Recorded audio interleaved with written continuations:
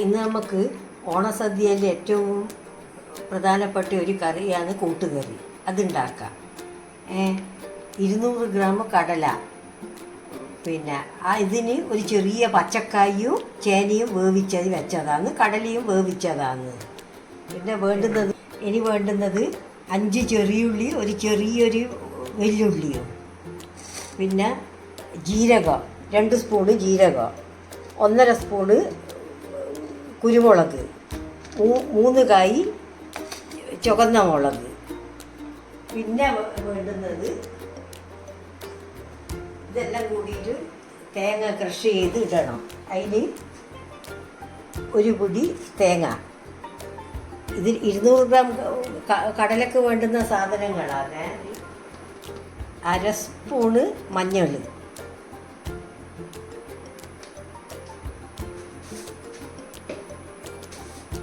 ഒരു 1/4 സ്പൂണ് മുളക്, കുരുമുളകും പച്ചമുളകും ഇടുന്നുണ്ട്.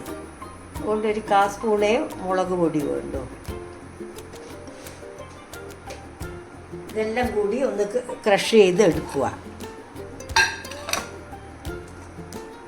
ക്രഷ് ചെയ്തെടുക്കാനേ പാടുള്ളൂ.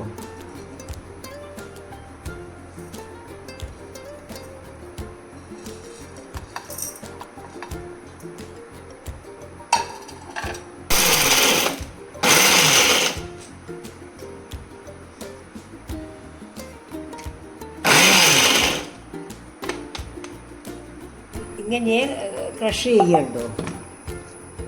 എന്നിട്ട് അതൊരു കടായി എടുത്ത് അതിലിട്ട് ഈ കടലയും ചേനയും ഇടുക. പുഴുങ്ങി വെച്ചത് ഇത് വേവിച്ച് വെച്ചത്. കായും കടലയും ഉപ്പിട്ട് വേവിച്ചിട്ട് കൊണ്ട് കടലയ്ക്ക് ഇട്ടേരെ ഇപ്പോൾ ഉപ്പ് നല്ല പാകത്തിനുണ്ട്. ഇനി ഇടേണ്ട ആവശ്യമൊന്നുമില്ല. ഇതിൽ പിന്നെ മിക്സി കഴിഞ്ഞിട്ടുള്ള വെള്ളം ഒഴിക്കുക. ഇനി സ്റ്റവ് ഓണാക്കി അടുപ്പത്ത് വെച്ച് 5 മിനിറ്റ് അടച്ച് വെക്കുക.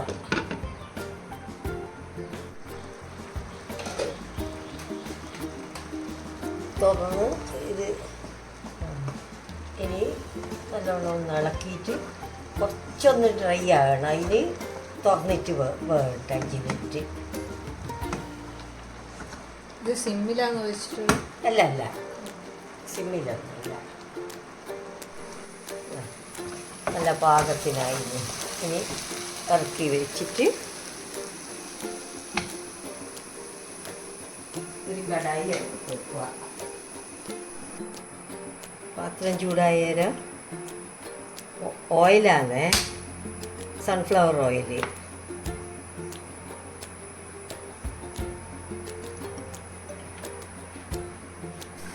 പിന്നെ കടുകിടുക. കൂട്ടുകറിക്കെല്ലാം കുറച്ച് നല്ലോണം കടുകിടണം.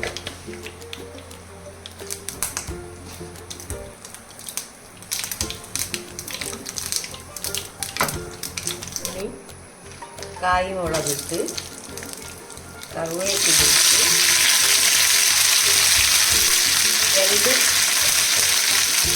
3 സ്പൂണ് തേങ്ങ രാവിയത് ഇടുക. ചിലവർ തേങ്ങ കൊത്തിടും.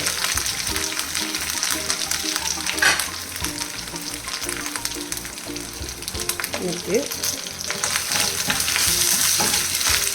തേങ്ങ കൊത്തിടുക, അല്ലെങ്കിൽ രാവിയതിടുക. ഇത് നല്ലോണം ഇളക്കിയിട്ട് ഇത് നല്ല ചുവപ്പ് കളറാവണം. തേങ്ങ ചുവപ്പ് കളറാവണം. അപ്പോൾ തേങ്ങ കൊത്താമെങ്കിൽ അതും ചുവപ്പ് കളറാവണം.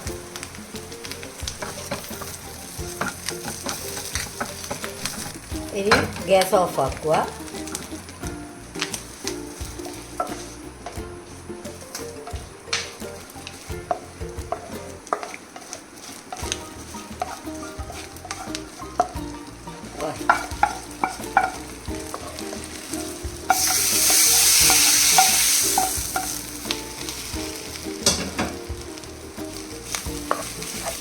നല്ലോണം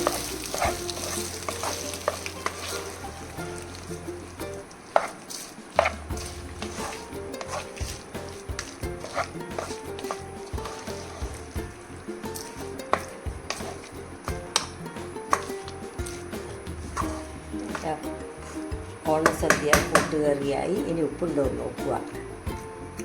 ഉപ്പെല്ലാം നല്ല പാകത്തിനുണ്ട്.